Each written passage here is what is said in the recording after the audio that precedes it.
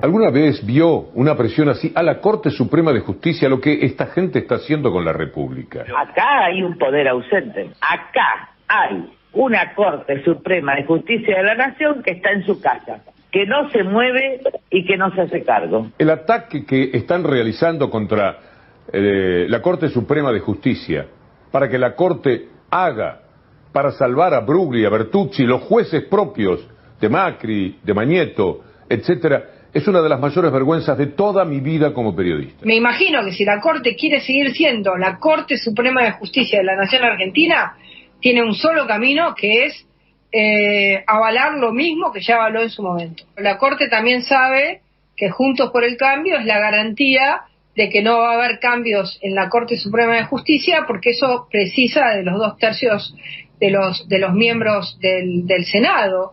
Y en ese caso nosotros tenemos la llave para el nombramiento de jueces de la Corte Suprema de Justicia o no. Ella dice que los jueces saben que cuando haya un juicio político, el asunto estará en manos de ellos.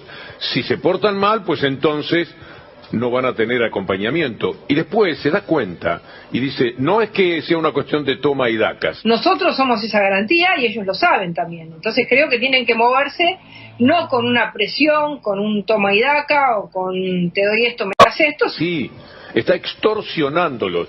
Esto, en el diccionario que usted quiera, en el idioma que quiera, se llama extorsión. La justicia, la gente necesita sentirla cerca. Nosotros no vamos a estar detrás de ustedes presionando, extorsionando, apretando. Para nosotros eso no existe. Para Cambiemos no existe este tipo de relación. Nosotros tenemos la llave para el nombramiento de jueces de la Corte Suprema de Justicia o no. Nosotros no vamos a estar detrás de ustedes presionando, extorsionando, apretando. Bueno, en realidad deberían moverse a derecho, ¿no? Porque si no parece raro, porque es decir, ¿qué espacio político le garantiza la conformación de la Corte? Lo que me resulta muy interesante es cómo lo de Patricia Bullrich va compasado con los principales columnistas en La Nación, Clarín, etcétera, ¿no? ¿Es viable una democracia que tolera en libertad a semejantes delincuentes? La Corte Suprema no tiene nada para decir. La Corte Suprema no tiene nada para decir. Buen día, amigos. El gusto de saludarlos, ponernos en marcha con una síntesis de Sobredosis de TV del sábado pasado, que contenía muchas frases de un lado y de otro del espectro de opinión en la República Argentina sobre un tema que atraviesa por lo menos los primeros días de esta semana de una manera muy especial. ¿Está en juego la República? Sí, yo creo que sí. El Estado de Derecho también. Si la Corte Suprema de Justicia le hace el gusto a Clarín, a La Nación, a la gente de la derecha que ayer se permitió escrachar al expresidente de la Corte Suprema, Ricardo Lorenzetti, uno de los votos importantes, porque son 5 nada más, en este episodio, es que está en juego la República. Y tenemos que tomar nota, conciencia plena de eso, porque ellos la tienen. La malicia que están cometiendo contra la República y la democracia es tan grande que ya no pueden retroceder. Tienen que huir hacia adelante, y esto es ir a apretar a los jueces para que le hagan el gusto a Héctor Mañeto, a Mauricio Macri y a los que están con ellos o dependiendo de ellos. Se trata de una de las más alocadas, demenciales acciones que se hayan llevado a cabo en contra de la justicia. Ayer el diario Clarín, hoy también Clarín, Nación, arremeten de una manera que no les importa nada. Eso es poder. Están por encima de todo. Ellos saben que unos y otros se dan cuenta de a qué están jugando, y por supuesto no es al periodismo, y no es a la democracia, y no les interesa. No es ya un problema para ellos. Han roto esa manera de acordar la relación que hay entre quien escribe un diario y quien recibe ese diario, que es el de aportar a la verdad. Aportar y apostar a la verdad. No les interesa. Y ayer fueron, y antes de ayer, y todos los días, de una manera visceral, enloquecida, hacia la concreción de sus afanes para que Bruglia y Bertucci y Castelli continúen en la justicia. El esfuerzo que hacía ayer Clarín era decir, o el sábado, que 26 jueces fueron trasladados antes. Las miserias morales de Héctor Mañeto y su gente no tienen límite. Ellos saben que diciéndole a la gente, ustedes no hicieron traslados, ¿acaso? Con la palabra traslado consiguen tapar qué es lo que verdaderamente había en esos traslados que se hicieron antes del 2018 hasta las acordadas de la Corte Suprema de Justicia, que cambiaron el panorama y que anularon incluso lo que se había resuelto en 2010 por Cristina Fernández en uno de los pocos casos en que los traslados no eran dentro de la misma jurisdicción. Le dicen a esos fenomenales individuos que un día van por Vicentini, otro día van por Techín y otro día van contra la cuarentena y están enloquecidos y que también están como disfrutando de jugar tan torpemente hacia lo peor de la derecha, hacia la ultraderecha de la Argentina, le dan los elementos como para que vayan a la casa de un integrante de la Corte Suprema, no les importa nada, a decirle qué es lo que va a ocurrir el resto de su vida si falla en contra de Bruglia y Bertucci. Y esto lo saben, toman nota también los otros jueces, y sobre todo, ¿qué importa la caravana de ayer que pasaba frente a la casa de Lorenzetti en Rafaela? Lo que importa es lo que Clarín le va a hacer, y Lorenzetti lo sabe porque ya fue víctima de eso, y ya hace años, desde 2013, que lo tienen como un pobre rehén. ¿Qué caminos le quedan a los integrantes de la Corte? Uno ve demasiada tranquilidad, bueno, ahora no tanto en estos días, porque hasta Alberto Fernández salió a confrontar con los medios de comunicación, a decir, bueno, yo también voy a poner mi voz. Nosotros no podemos ser tan pasivos frente al ataque que ustedes están llevando a cabo, que no tiene límites, van por aire, mar y tierra. Y salió Alberto Fernández también a decir lo suyo, diciendo que no puede ser lo que está sucediendo, lo que está ocurriendo. Y antes, vamos a escucharlo, Alberto Fernández, antes de darle respuesta a lo que la mafia en serio, ya mafia desatada, de Clarín hizo en estos días, sobre todo con el traslado de los jueces, escuchemos a Alberto Fernández.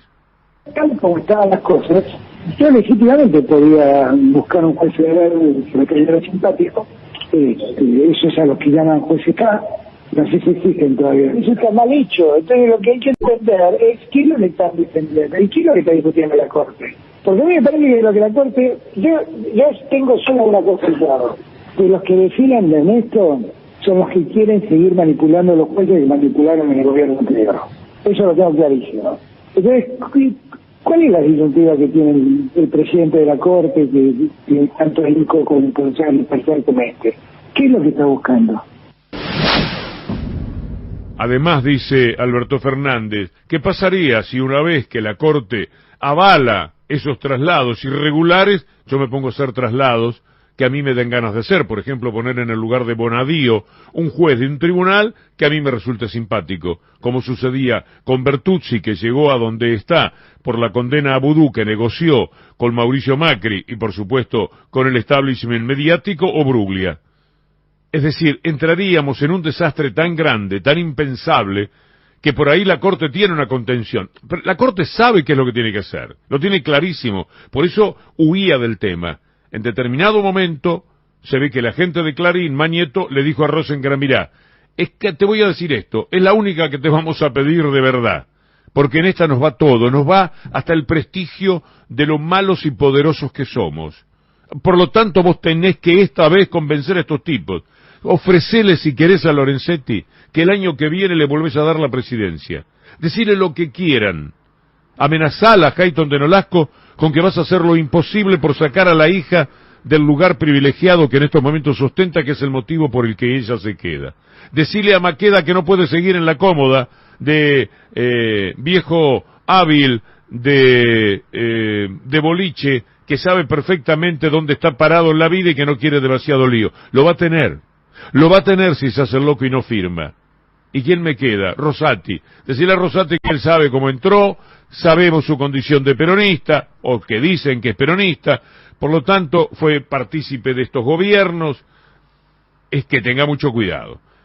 Es muy difícil escaparle a esto desde el punto de vista humano, pero es tan claro el tema desde lo jurídico que también cuesta imaginar que esto pueda ocurrir de otra manera. Iván Jagroski conversando con Laura Machado, ayer en Radio 10, la sacó a pasear a una mujer que ya está en camino. Le gustó, me parece, a Laura Machado, que parecía muy modosita, es una senadora de Córdoba.